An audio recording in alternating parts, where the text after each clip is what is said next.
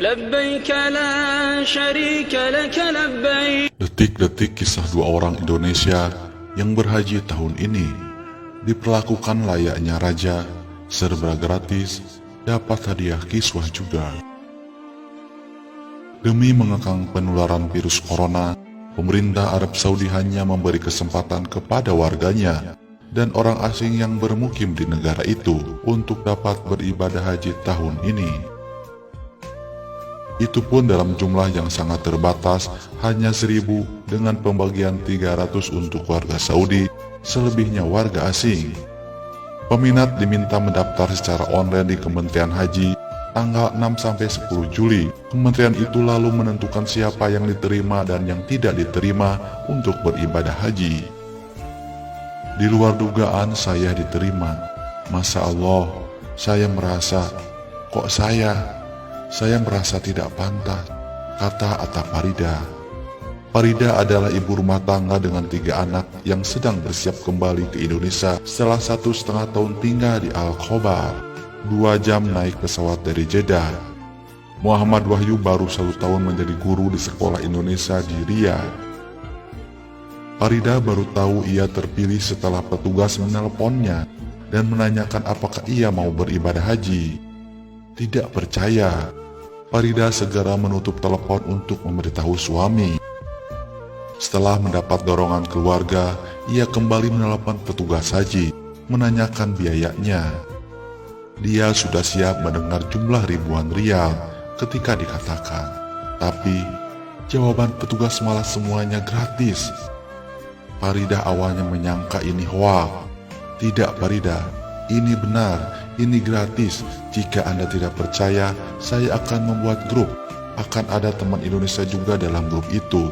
Ya, itulah yang membenarkan bahwa saya terpilih, tutur Atta Farida. Dalam ketidakpercayaan, akhirnya Atta Farida dan Muhammad Wahyu adalah 2 dari 16 warga Indonesia yang terpilih untuk menunaikan ibadah haji tahun ini. Sampai di King Abdul Aziz Airport, Masya Allah, sambutan mereka luar biasa. Kayak kita tuh benar-benar tamu agung. Ahlan ya haj, ahlan ya haj, kata Farida. Walaupun gratis, fasilitas yang diberikan menurut Wahyu sangat istimewa, sehingga ia menangis sebagai wujud rasa terima kasih dan syukur kepada Allah.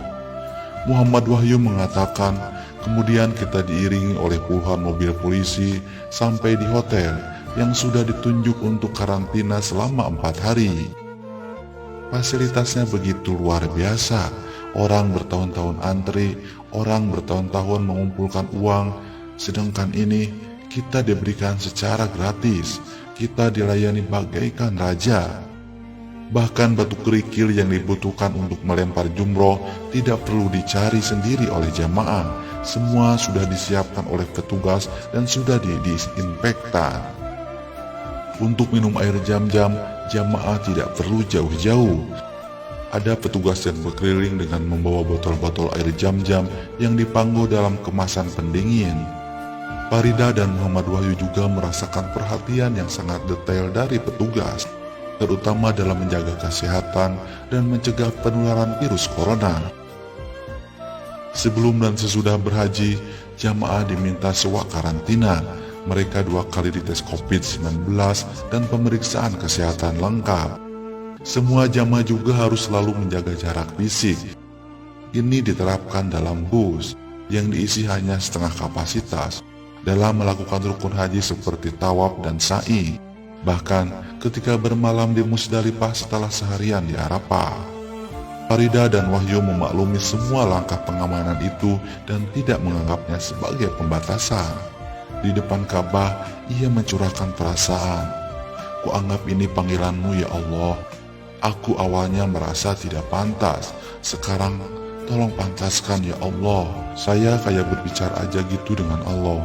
Saya anggap Allah di depan saya, Allah jawab saya, tutur Atta Farida sambil menangis di depan Ka'bah.